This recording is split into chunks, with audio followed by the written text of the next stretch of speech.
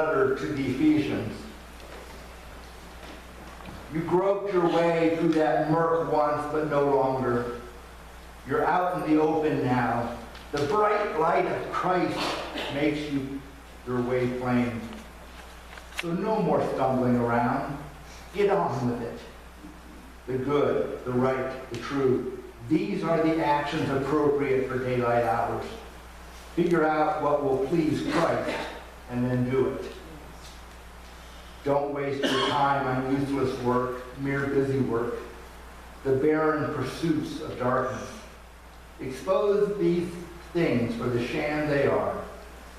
It is a scandal when people waste their lives on things they must do in the darkness where no one will see. Rip the cover off those frauds and see how attractive they look in the light of Christ. Wake up from your sleep. Climb out of your coffin.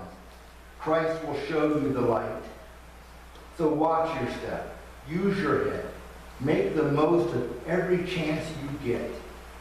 These are desperate times. Don't live carelessly, unthinkingly. Make sure you understand what the Master wants. This is the word of God for the people of God. Thanks be to God. Paul was writing to a church in what we call Turkey now, the western edge. Writing to them to address one of the early controversies, but one of the early concerns of the church. And that is, what happens when you become a follower of Jesus?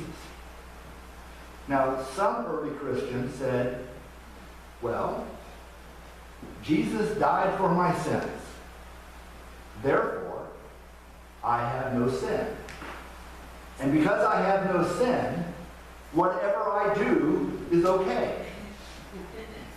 Because he has to forgive me.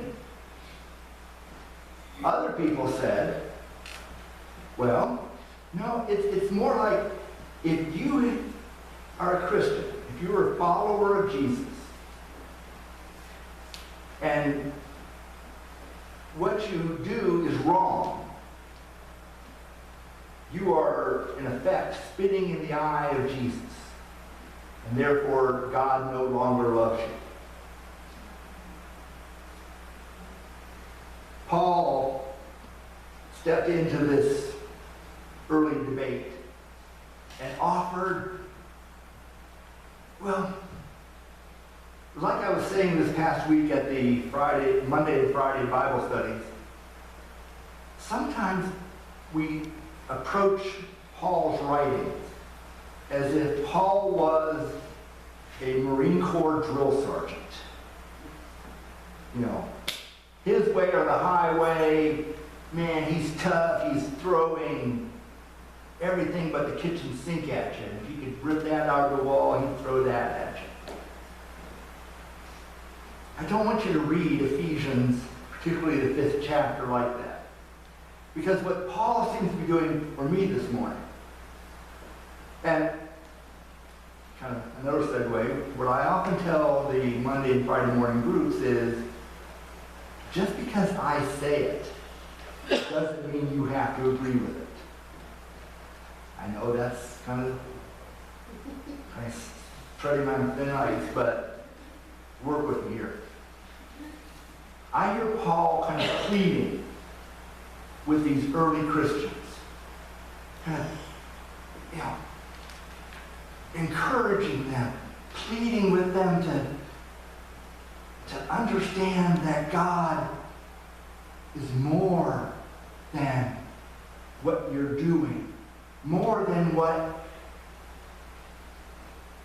who you are. But following Jesus has everything to do with who God is. Was the one part of that hymn? God is light. God is love. So, Paul says to this church, having accepted the truth that God is. That's kind of the,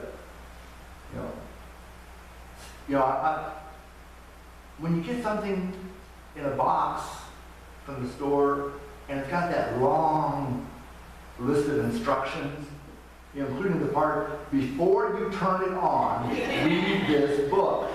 And you say, oh, okay, instruction book. Well, I want you to read the book. I want you to read Ephesians. Because what Paul is saying here is, now that you've accepted the truth of God, that there is a God, and that you've accepted the idea that God came to be among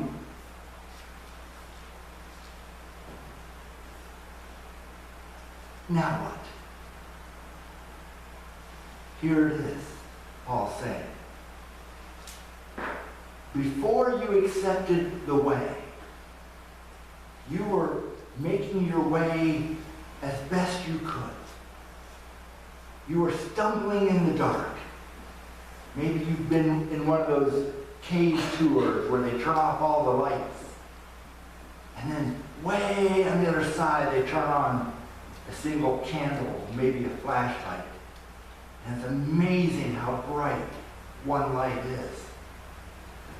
So Paul said, once you've accepted all this, why would you want to go back and live like you were living before? Why would you want, having seen the light, having seen what is possible, why would you ever want to go back and turn off the light and pretend there is no light?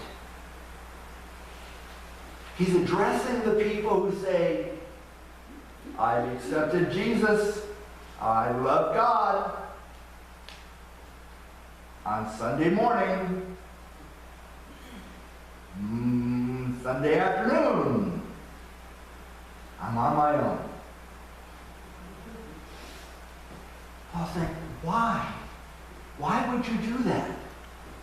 Having seen what is possible in the world, having seen what God has created all around you, why would you ever want to turn off the light and say it doesn't matter? So here he goes. Look around you, Paul said. There are people who are doing just what you're doing. But you're sitting there in the darkness saying, well, at least I have the light. No, he's saying. If you're sitting in the darkness, you're denying the light. And if you're denying the light, you have no life. So you come with all that you are, all that you imagine God saying to you today. Stand in the light. Let your eyes adjust to the brightness of God's glory. And then, having made that adjustment, live. Live life to the full. Experience God among us. Now, I want you to imagine what a radical concept this is that Paul is introducing. Because in every story about the ancient gods coming among mortals, it was never good. Gods always came and meddled and threw lightning bolts at people and, tricked them.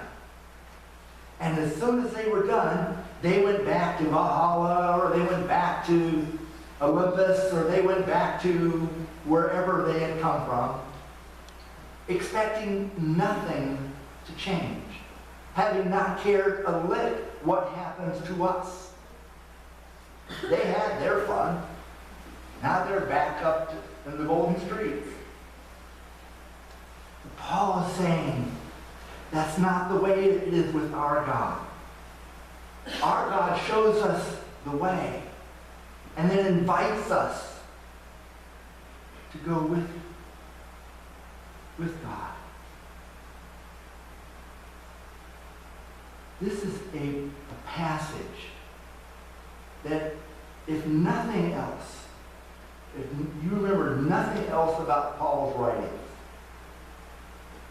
remember that Paul says to you,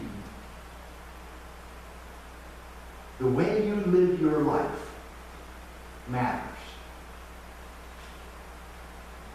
John Wesley would much later on, 1700 years later, would say, there is no gospel but social gospel. There is no holiness apart from social holiness. There is no life apart from life in God. And a life that is in God has to be different than the life apart from God.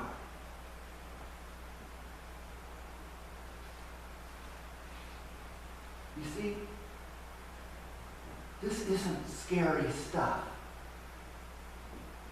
This is the realization when, I don't know, how many of you have ever made a model? Okay, you're making a model, and you're looking at the pieces, and finally you decided to look at the instructions. And you're looking at the parts and looking at the instructions, and your spouse, we'll call her Cammie, comes in and turns it around and shows you how to read the instructions right side up. How much easier is it to make the model if you're looking at the instructions from the right side? Who knew? It's like my friend in college who showed me how to open the books. It was amazing. There was information in there. Wow. That's how it is with our faith. We engage it. It transforms us. And once having been transformed, it allows us and empowers us to go into the world, not on our own, but following the way that leads to God. Yesterday, as I was out in the backyard picking tomatoes, the one thing I can seem to grow, nothing else comes up. Tomatoes, I got a bucket full. Read the instructions.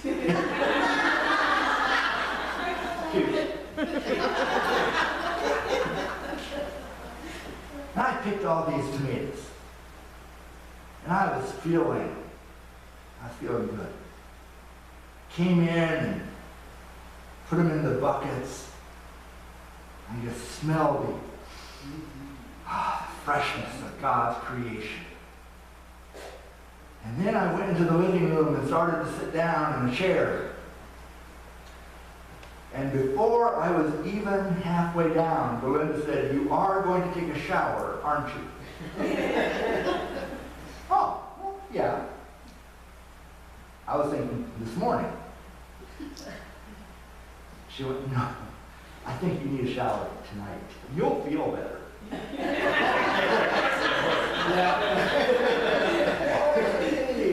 I was thinking of me. So I did. Took a shower. Came out, I was fresh.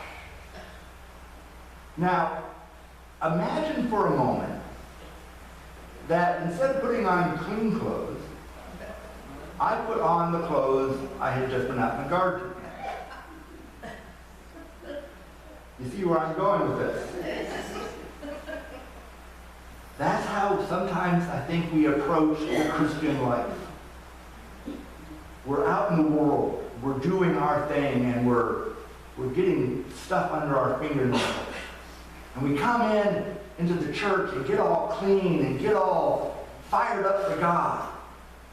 And then we go home and put on our grubbies again and act as if nothing had been done to us. This is what Paul is saying to us this morning. You're here. You don't have to be perfect. But when you leave here, try. Walk in the way that leads you closer and closer and closer to God. And the closer you get to God, the more you will see yourself as God sees you. As worthy. As loved. As a beacon to the world. There are so many examples in our world this very day. The darkness trying to overcome the light.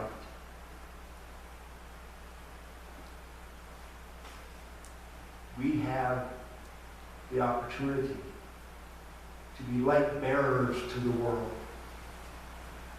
To show that, no, I'm not perfect, but I follow the one who is. Follow Christ. Follow. Keep that light burning. Because the gift of God,